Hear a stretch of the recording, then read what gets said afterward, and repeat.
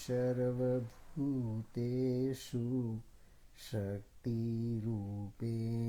संस्थिता नमस्तस्यै नमस्तस्यै नमस्तस्यै नमो नमः। या देवी सर्वभूतेषु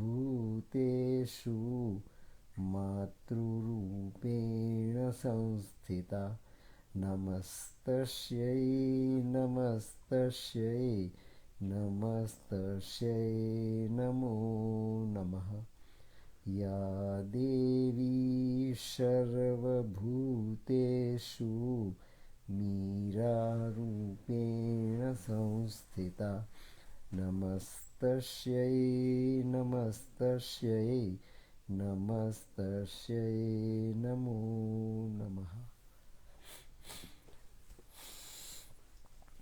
पूज्य माँ भगवती, पूज्य Sri Arvind, you all chosen souls of our Divine Mother and the people listening to this else outside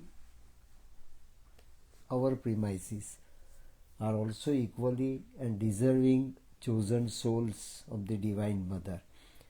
It is a message similar to that of Pegambar, as it was given to Muhammad Sahib for the emergence of Islam, that is Ekeshwarvad. Only God is the existence, only God is the reality, only the divine is the reality. When it becomes visible, then it assumes the quantum of the divine, the spark of the divine, the molecule of the divine, the atom of the divine assumes certain limitations of format. Where there is format, there is limitation. And more the dependence on format will invite more limitations to be manifested. That will be the law of science of tomorrow. So it started executing itself on the earth since the days of Lord Rama. And that is why Lord Rama is considered to be Maryada Purushottam.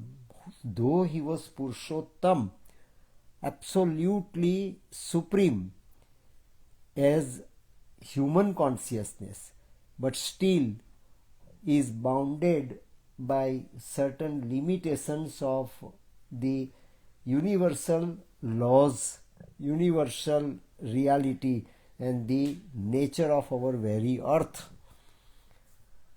So limitations are there and they are to be overcome. That is sadhana. Sadhana is not for moksha. Sadhana is not for salvation. Sadhana is to be within the proximity of the divine manifested on the earth at all different times, at all different ages, at all different levels. It may be Allah, it may be Christ, it may be Ram, it may be Krishna, it may be even an ordinary saint, where God manifest, divinity manifest, divine manifest, crossing over all the limitations of mortality. The new species that is going to emerge in future, with nearest future, is the entity free from ahar, nindra, bhaya and maithun. So ahar would be not inevitable. Nindra also for the rest and relaxation would not be inevitable. Bhai, fear of disease, suffering, miseries, calamities, holocaust, accident will not be there. It will be such an independent entity as individual that is free from all such limitations of mortality and matter. Where there is matter, there is mortality, and where there is mortality, matter is bound to be there to manifest. So mind, our mind is also at the level of matter. It is such a subtle matter that we are experiencing, and it has become our supremo in this existence. Now if we can exceed the mentality of our mind, if we can exceed the limitations of our mind, then we are supposed to enter into new superior humanity, new zone of humanity. And that was the mission of Lord Krishna at the time of Srimad Bhagavad Gita on the battlefield of Kurukshetra. Arjun, take it for granted. I would like to transform you into Narayana. You are Nar. You are my friend. You are my relative. You are my companion. You are my co-worker. You are my collaborator. You are just a very active participant in my Leela of this Dwapar Yug. But still, you don't recognize me, what my divine reality that is before you. You can see my form. You can see my figure. You can see only and only divinity absolute in figure, in limitation. You cannot grasp and comprehend me scientifically, super scientifically, and never spiritually. Because your mind is working here. I am your companion, I am your relative. That is the boundary of your comprehension. And that is why you are fearful. What will happen to me, whether I will win this war or not? That uncertainty is captivating you constantly. Though you are fighter, though you are warrior, though you are absolutely competent warrior of the time, greatest warrior of the time, still you are afraid of all such things. And uncertainty, that is the mother of fear. It is uncertainty. What will happen tomorrow? What will happen tomorrow? If I do this, if I think this way, something will happen which I cannot spell it out right now. It is my concrete suffering that will teach me something. Before that, I can't know, I can't identify the reality, though it is surrounded around me. This is my reality. I am surrounded by all hostile forces, all hostile agencies, all hostile sparks of energies. Still I am human being. So, this is mind. That is the peak of our Prakriti, peak of our nature.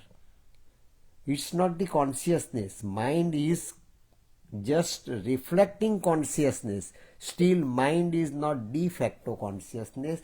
Mind is the part of materialized consciousness of the body, though it is invisible. As Allah is invisible, Ishwar is invisible, omnipotent, omniscient, omnipresent, but still is ruling, still is commanding, still is controlling the entire existence and universe, and we accept it with the means of our mind, without challenging its existence, without challenging its reality. We accept it. And similarly, it has become our habit that we accept our mind to be super reality than our hands, than our all Gnanendriya and Karmendriya. We accept mind to be superior to all of them. It is the governance of mind we have accepted right from the birth. And mind is our, I believe it, I know it, I understand it. So I everywhere. So I represents our mind. And as you people know, I related to mind is ego, and capital I related to psychic, related to spirit is our psychic. So two dimensions are there working in us simultaneously. One I, that is representative of our ego, form of our ego rather, and second I, that is the form of our psychic.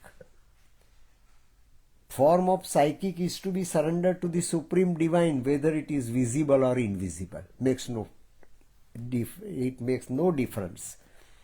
But I related to our mind has to surrender first. If mind can pave this path, then only psychic can be activated, psychic can be just evoked, and psychic can start its destined functioning in this birth.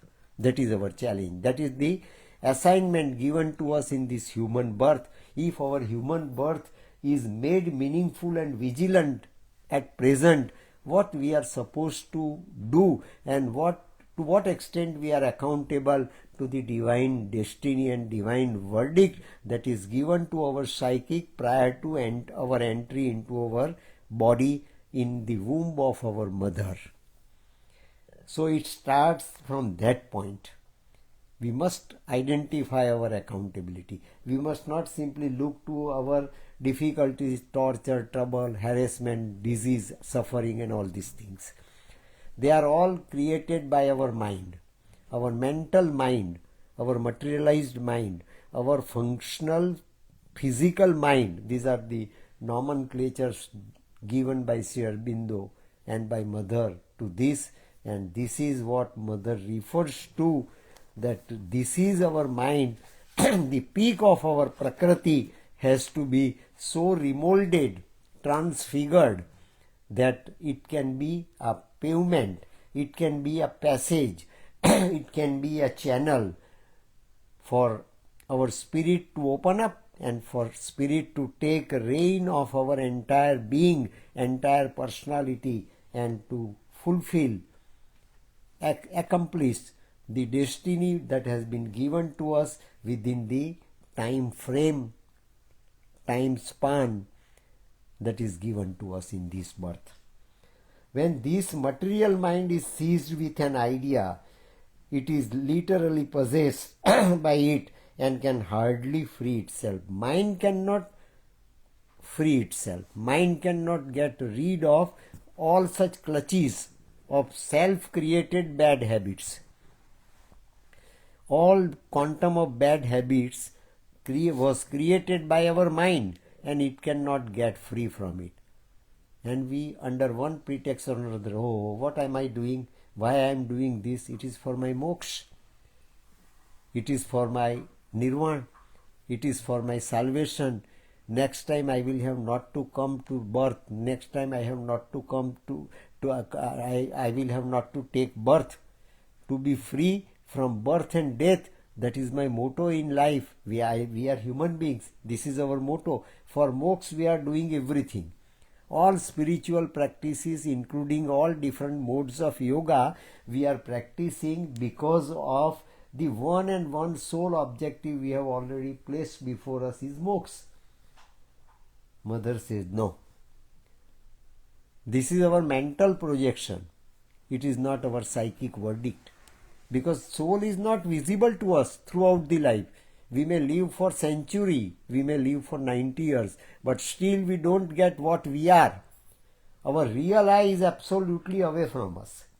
That is the real space, unconquered up till now. Einstein's space can be conquered. You can within no time reach another country, crossing over thousands of miles, but you cannot cross over the distance between your mind and psychic. You cannot cross over. Because you are trying with mind. You are applying your mind to everything. You are applying your mind to each and every problem, to your life, to your design, to your destiny, to your relationship, to your framework, to your culture.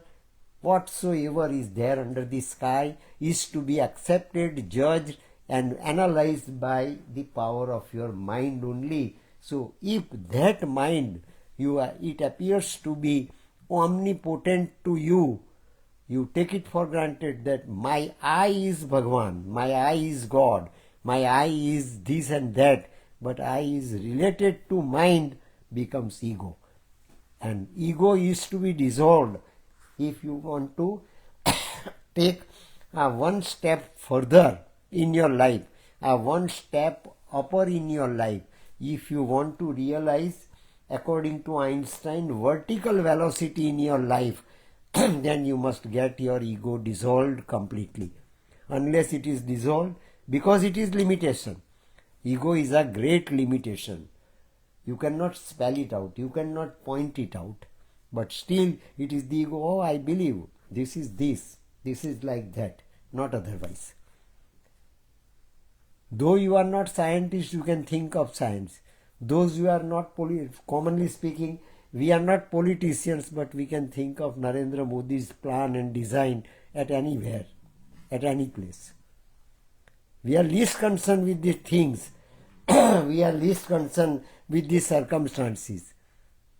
Even then, we are bound to be the master of it. We think that, no, I am master of it. I know it. Who knows? No, I know it. What is your I? My I is myself. My I is me. But my I is ego virtually, literally. And that has to be dissolved. It cannot make itself free from its own limitation. It is literally possessed by it and can hardly free itself. And that is what illnesses are. It invites illnesses.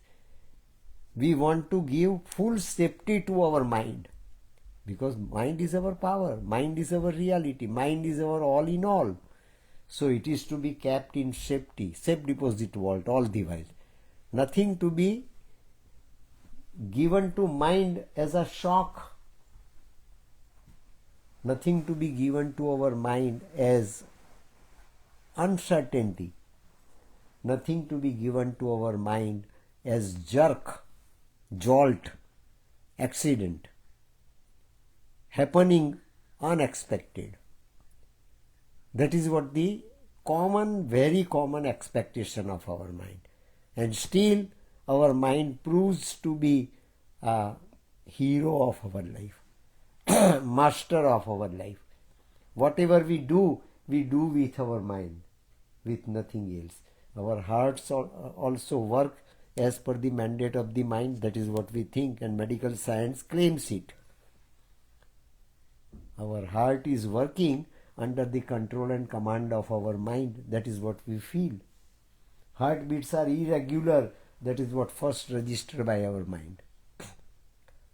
Have you ever thought of mind's beats? Mind's vibrations?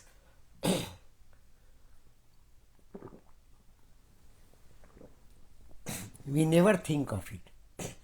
Always super existence of mind is imposed upon all different organs. Our heart, mind, our hands works, our legs works, our lungs work. Every part of our body works under the mandate given to it by our mind. Psychology proves it. So mind supremacy is unchallengeable. Still, mind is not the real means to make us free from all limitations as such. That is illness. Illness is first of all accepted through thought by us.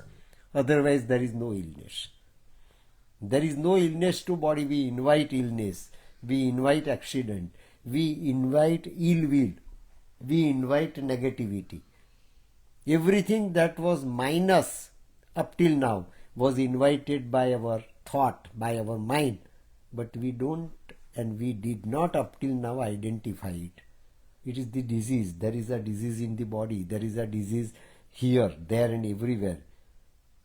Even there is a disease in our mind. Neurology speaks about it. But still, this is the mind which invites illnesses. Ramakrishna convinced Swami Vivekananda, my disease of cancer. You are every day talking to Mahakali. Why don't you talk to Mother about your illness? Because it was self-invited illness. It was not the illness of Ramakrishna on the basis of his karma of the past birth. It is because of his disciples that he got this illness. Physically, his mind is absolutely free from the impact of illness. His soul is absolutely free from that illness.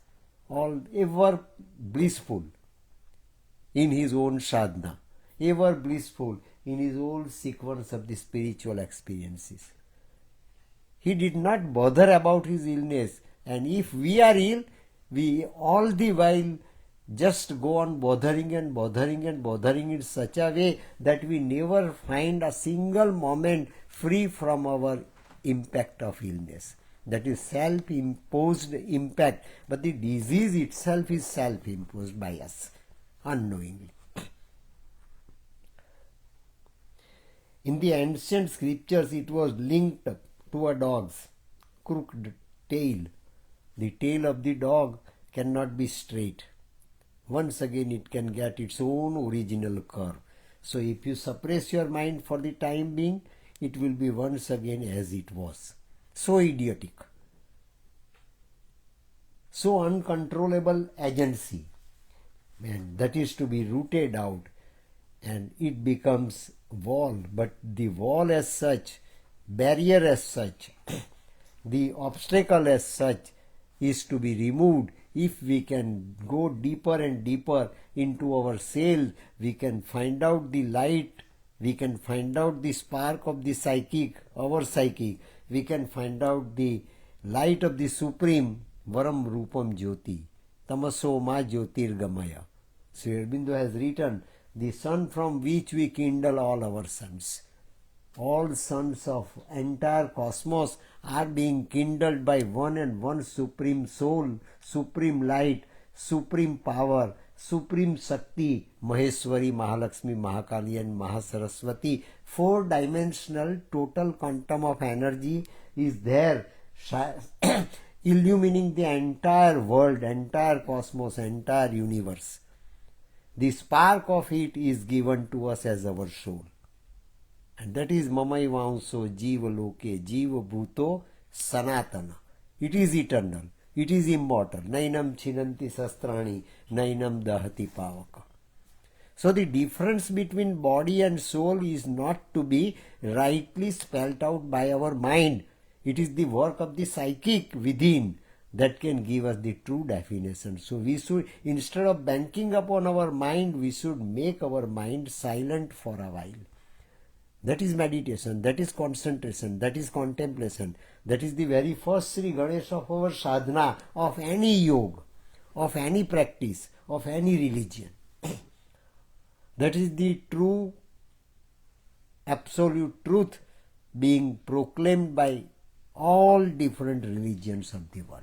Because this is the very nature of our soul. We are captivated by our mind egoistically. The non-entity of mind has been accepted by all of us as entity, and that is also the prime function of our mind. It is the mind with which we accepted mind to be omnipotent in our body. That is the error of judgment. That is wrong, which is not reality. Our mind does not understand anything outside. How can our mind understand our internal inner geography and geometry? So the limitation of mind is to be found out, is to be spelled out, is to be analyzed appropriately, rightly and scientifically. That is the wall. The wall is what we think it is. Illnesses are what we think they are. Death is what we think it is. And all the laws of our species are what our species thinks they are. A mind ingrained in matter. It is the mind that creates all these mechanisms, different patterns of mechanism, and mind proves itself to be the master of all these motions, all these designs, and all that takes place in our life. That is to be stopped, then we can reach the entry of the passage. If we can treat our mind in this new pattern, in new modus operandi, then we can see the clear-cut passage where we are supposed to go, where we are supposed to enter. If we had only our strength, it would be practically impossible to get through the microscopic web of the physical mind.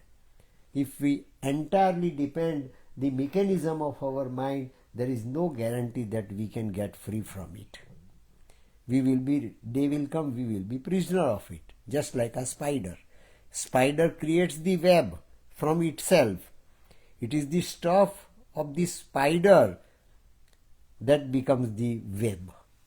That is what we experience every day. So we are also doing the same thing with the means of our mind.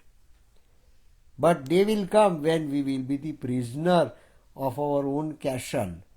We take it for granted to be our castle, a piece of safety, a means of safety, but it is not the safety that castle can provide to us. It is the imprisonment that our castle can provide. It is our imprisonment. So mind is our imprisonment. It cannot give moksha nor nirvana nor anything as such. Microscopic web of the physical mind. It is a rubber web. You push it out, it snaps back again. It is just like a rubber. If you just go on stretching it, once again, if your grip is lost, then it will be once again as it is. So under compression, under pressure, under compulsion, mind can work, but work for a moment, not permanently. Permanently it starts making you slave. It enjoys our slavery, though we take it for granted our personality and freedom. It enjoys our slavery. Similarly, it enjoys our diseases. It enjoys our handicapped state of consciousness. So all these limitations can be rooted out if we deliberately enter into this passage, and this is the passage we'll have to find out. We could do that for centuries. That is what ensures our species stability. But occasionally something very interesting happens for a few seconds, but something, it is with the grace of the divine that we can register, if we are fortunate, a spark for a friction of a second. And that spark becomes our real motivational force. On what auspicious moment I could take myself this turn is still not identified by us. Every great man of the world might have this turning point. Fritjof Capra describes and depicts it in his masterpiece, The Turning Point. Sri Aurobindo defines it to be a lucent corner in our prakriti. Provided our mind becomes for a second mindless space, though entity of mind is there, but it is to be so sidetracked that it cannot obstruct our passage to go further. Our eye has to be given, our psychic has to be given a free rope to enter into this passage. This passage has been already given to us, and we should find it out.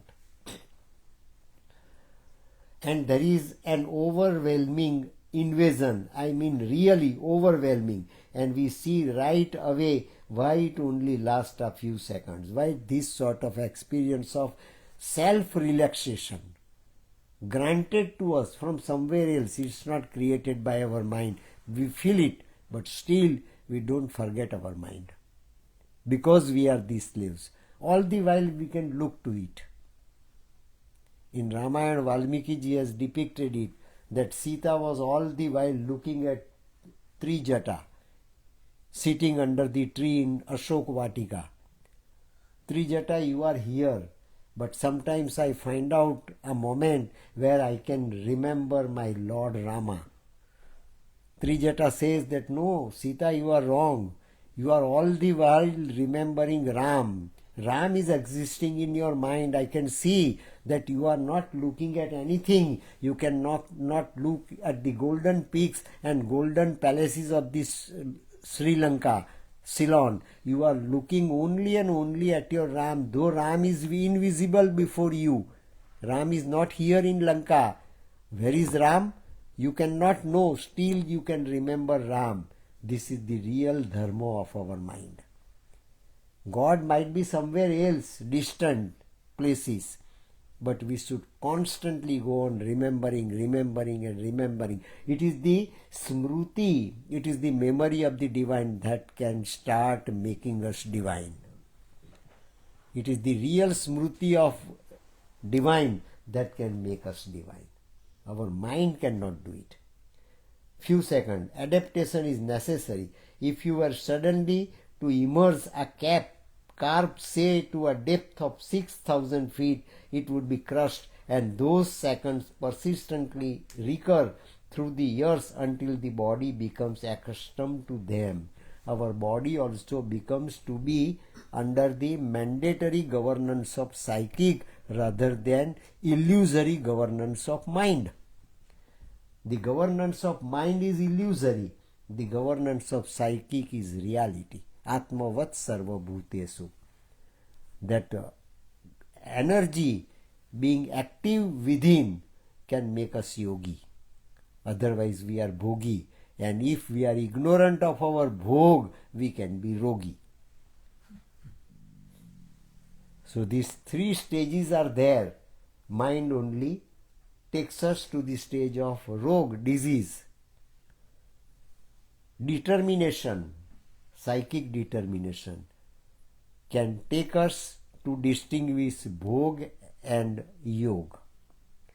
If right choice is made by psychic, is reflected by our mind, then this passage is made available to us. If you were suddenly to immerse a carp, say, to a depth of 6,000 feet, it would be crushed, and those seconds persistently recur through the years until the body becomes accustomed to them. But a first opening is necessary and automatically followed by others, because nothing is more stubborn than matter. Matter is very rigid. Matter is very stubborn. It cannot, a day will come, it cannot be controlled even by our mind. But it is our wrong surrender to the mind makes us slaves of the mind, and that situation is to be changed provided we start deepening down at the cellular level to find out the mind of the cell. Real mind lies in our cell. Real mind doesn't lie in our human framework of this body.